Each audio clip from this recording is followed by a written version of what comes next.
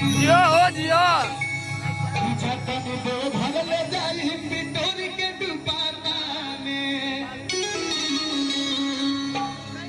आवाज भाई क्लियर नहीं हो तो प्रसाद प्रसाद बोलो हम बोली के लोग के सुनाओ तो आज के बात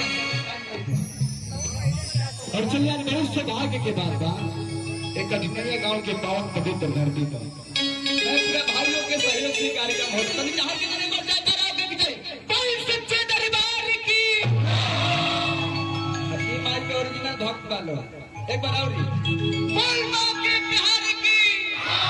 बोल अक्षय कुमार की मां तो खनी बेटा अक्षय कुमार के ले होला हां चलिए चलिए ये जो उपस्थित जितने भी हमारे चाचा काका पिटिया माई बहन भौजाई ले भाई सबका के मंच के माध्यम से पैर छू के प्रणाम भाई ताली बजे तो तेरे लड़का के आशीर्वाद हो क्योंकि हमारे पास ज्यादा टाइम लेके जैसे भाई आने मंच पे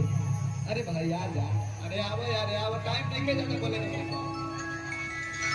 भक्त गले माई के दरबार में कहले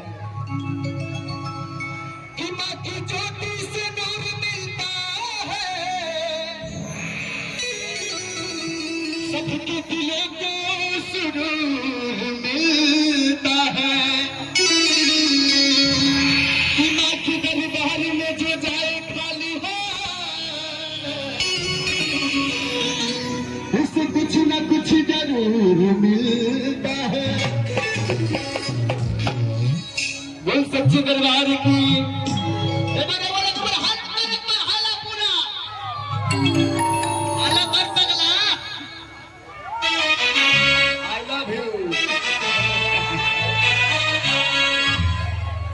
बस अम्मा कहला करिए बस जब गान तो सुने गास के मेरे पास ज्यादा काम नहीं है सबसे क्षमा चाह रहा हूं आई भक्त गइले माई के दरबार में कहले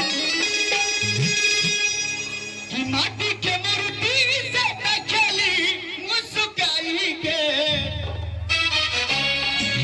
भाई धीरज गाना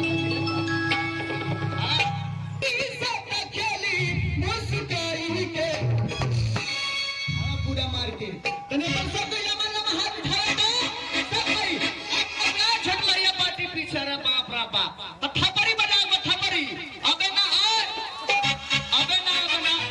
जब ढोलक मारी तब ताली होके चाहिए उठाई दे सब कोई लम्बा लम्बा हाथ और ताली बजा के कैसे तो लचक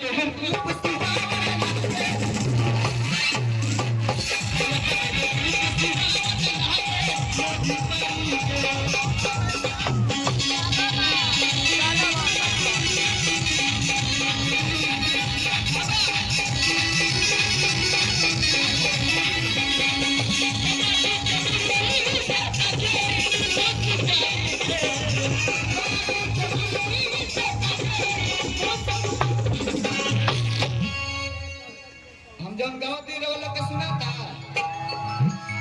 झूठाऊ की सही सुनाता आओ तुमने बस ठुमका लगा के ठुमका और ताली बजा चाहिए कैसे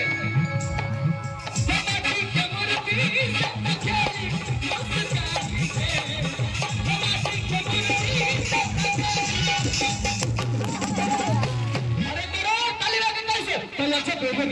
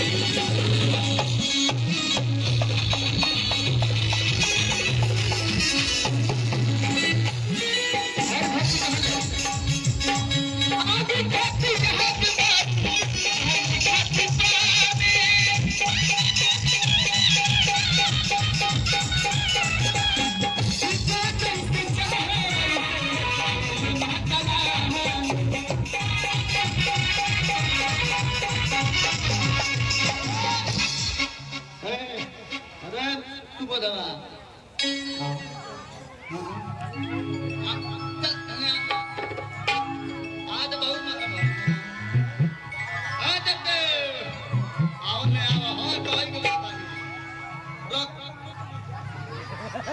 हम संतोष पागल अपलोड कर रहे हैं